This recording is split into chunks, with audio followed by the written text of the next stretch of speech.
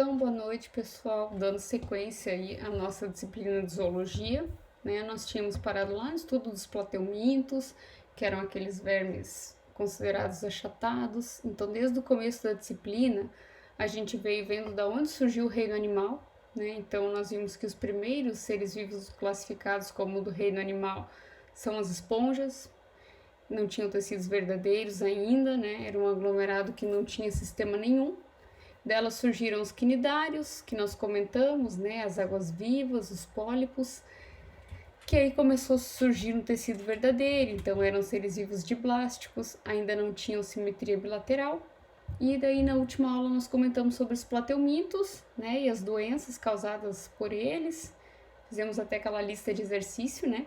E para dar continuidade, então, ao nosso estudo, nós vamos falar dos seres vivos que surgiram depois dos plateumintos, que são os chamados nemateumintos, que são os vermes cilíndricos, né, que tem esse formato alongado, as duas extremidades ou uma afilada, né, mais fina, que é essa que nós vamos aí, temos a foto de uma lombriga, eu coloquei para exemplificá-los.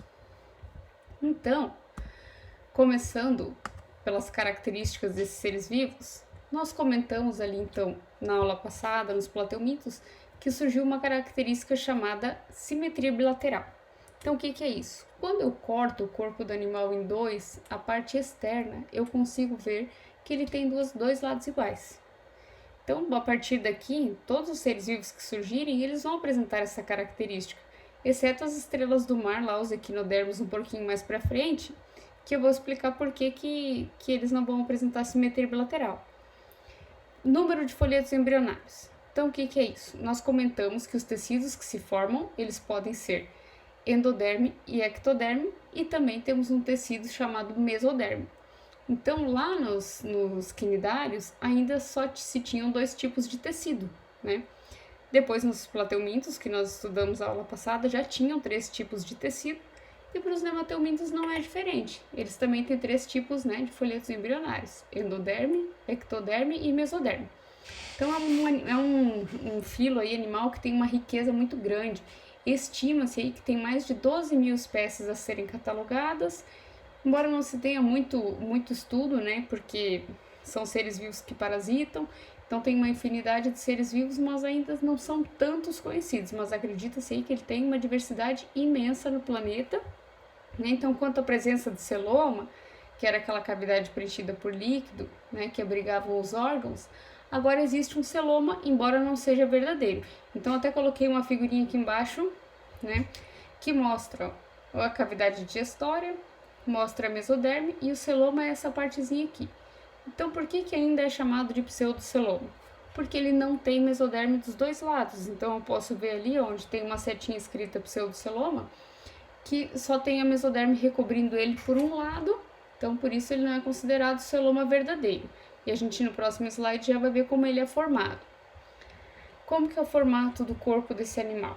Então esse animal tem o corpo alongado, o corpo é cilíndrico, já não é mais achatado como o dos plateumintos, que tinha essa característica por não possuir uma cavidade preenchida por líquido.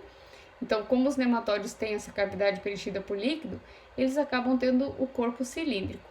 Então, eles são alongados, extremidades aí afiladas, umas ou duas, né? Então, esses animais aí, eles têm animais dentro desse filo de menos de 1 milímetro até gigantes, né? Que são 9 metros, vamos supor.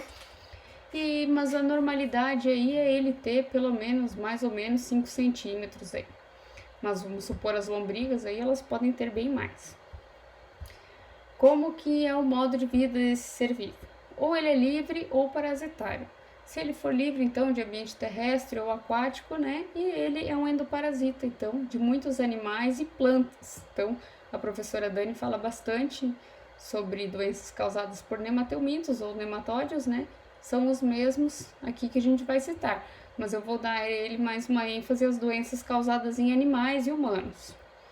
Então, são seres vivos considerados protostômio, estão lá no seu desenvolvimento embrionário, origina-se primeiro a boca, depois no ânus.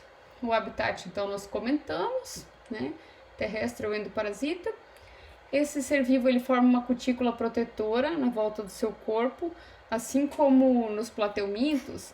Quando a gente falava de seres vivos que são endoparasitas, eles vão passar pelo estômago de alguém, eles vão passar por alguma parte do corpo do animal que vai ter substâncias que poderiam matá-lo.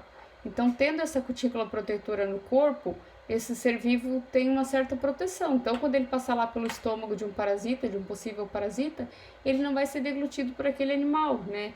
Essa cutícula vai ser uma espécie de proteção.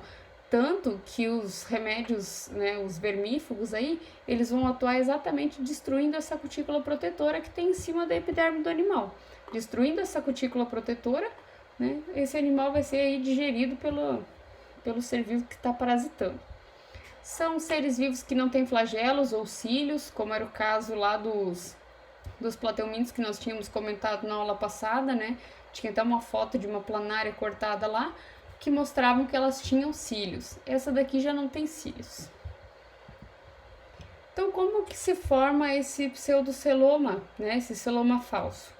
Quando o ser vivo ocorre a fecundação, que ele origina a primeira célula ovo ou zigoto, né? Essa daqui. Quando ela começa a sofrer as suas clivagens, né? Se dividir para formar um embrião, ela vai chegar numa fase chamada de mórula, que é uma fase parecida com uma amora, por isso que ela se chama, né, que eu até comentei várias vezes já para vocês, onde se tiram as células troncos, né? Então ali elas podem se transformar em tecidos diferentes. E aí quando passa dessa fase de mórula, essas células, né, que elas são preenchidas, que essa é um círculo preenchido por células, essas células começam a migrar para a extremidade, ao chegar nessa fase aqui chamada de blástula. Dentro dessa blástula, que é oca, tem um líquido chamado blastocele, né? Então tem esse líquido chamado da blastocele. E o que acontece? No continuar o seu desenvolvimento, quando for para a fase de gástrula, que vai formar sistema digestório, neurula e assim por diante, até esse embrião terminar o seu desenvolvimento, esse líquido vai ficar preso aqui dentro. E aí, então, por isso que se forma o celoma, então, ou esqueleto hidrostático, o líquido que fica preso aí dentro desse animal na fase de blastocele, é o que vai dar origem ao pseudoceloma. Então, por isso que esse pseudoceloma também, em algumas literaturas, vai ser chamado de pseudocele.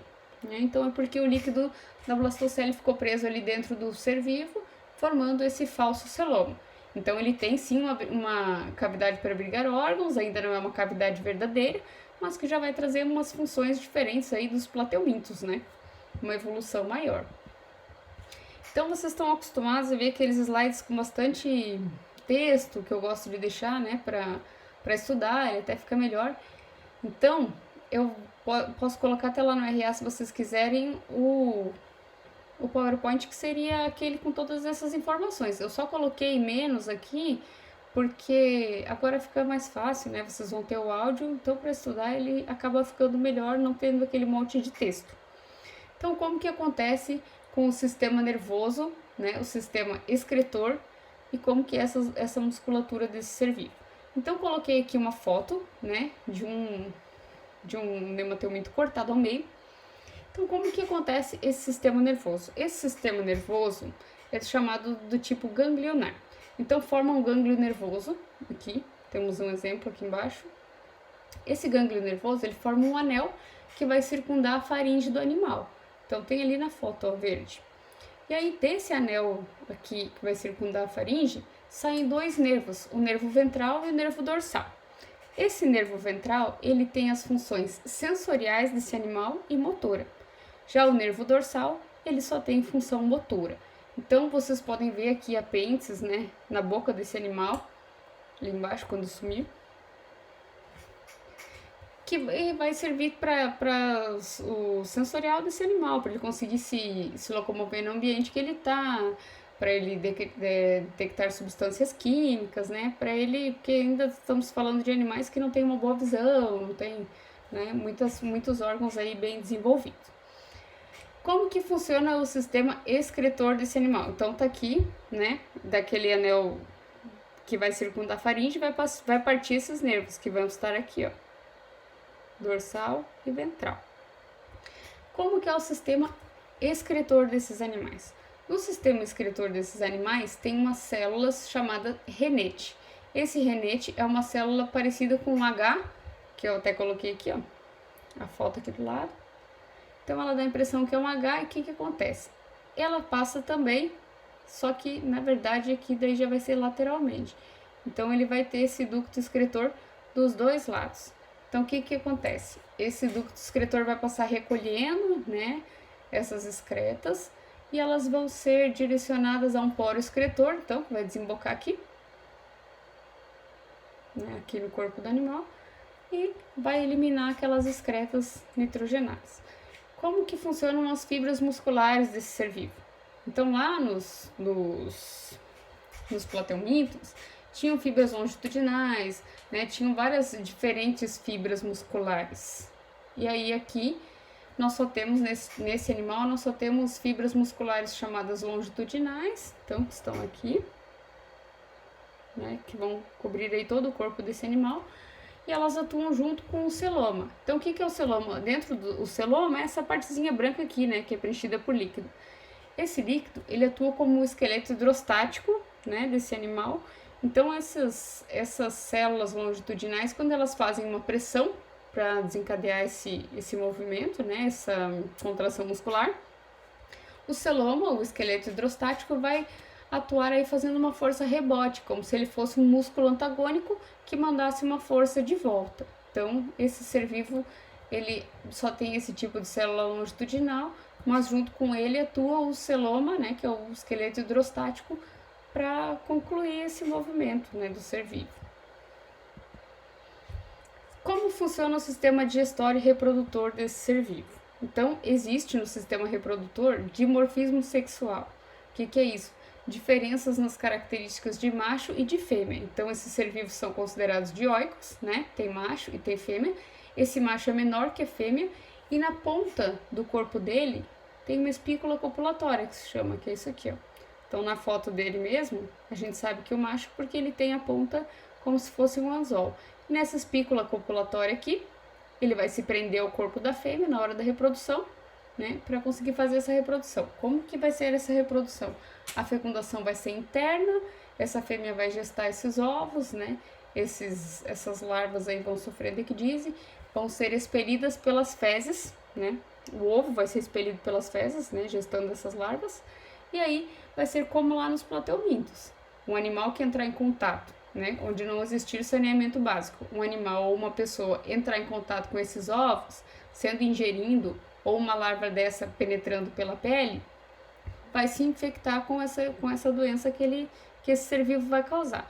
Então, esses nematóides causam doenças muito comuns em humanos, que nós vamos ver lá numa próxima aula, para esse vídeo não ficar tão comprido, né?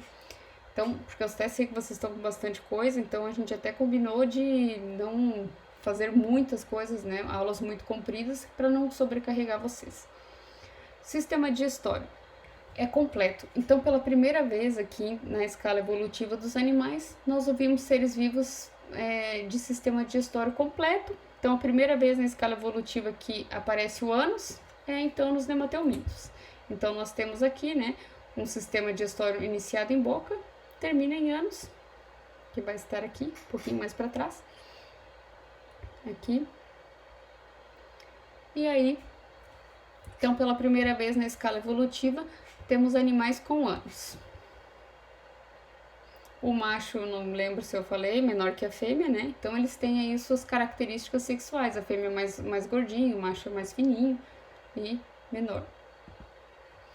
Então, como eu comentei antes, eu deixei um quadro aqui no final quanto à presença de sistemas. A respiração e o sistema circulatório ainda não existem, então ainda não temos seres vivos até então na escala evolutiva, que tem um sistema respiratório e circulatório. Tudo isso acontece por difusão, né, pelo pseudoceloma mesmo. Todos os nutrientes e gases vão circular ali dentro de um pseudoceloma, né? Então existe aquele esqueleto hidrostático, não só com a função do esqueleto hidrostático, mas do transporte de substâncias, né. Trocas gasosas pela pele, né, cutânea.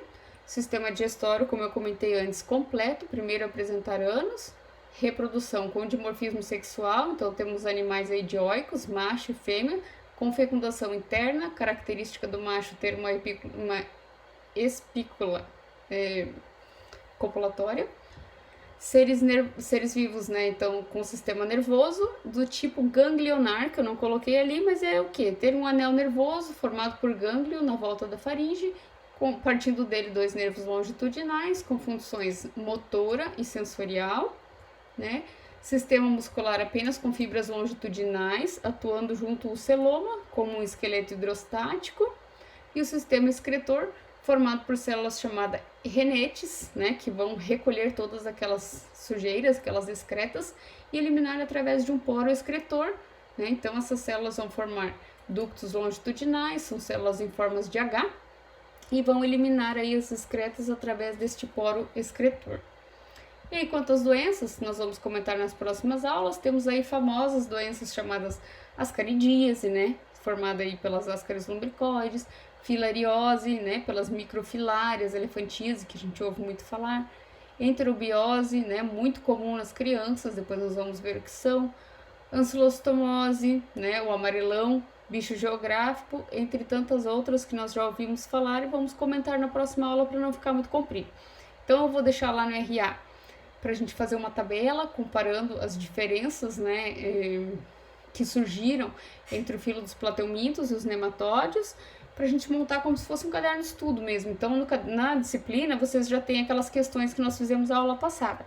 E aí eu vou dar as instruções lá no RA do que vocês vão fazer, uma tabela para comparar, então, esses plateumintos e nemateumintos, as principais diferenças entre eles, e aí a gente vai ter o caderno mais ou menos organizado com tudo que a gente for vendo aqui até a volta, né? Então, na próxima aula nós continuamos, e até mais, espero que todos vocês estejam bem, e em casa, para aqueles que estão precisando trabalhar ainda, espero que cuidem-se bastante, usem bastante álcool gel e que tudo fique bem. Até a próxima!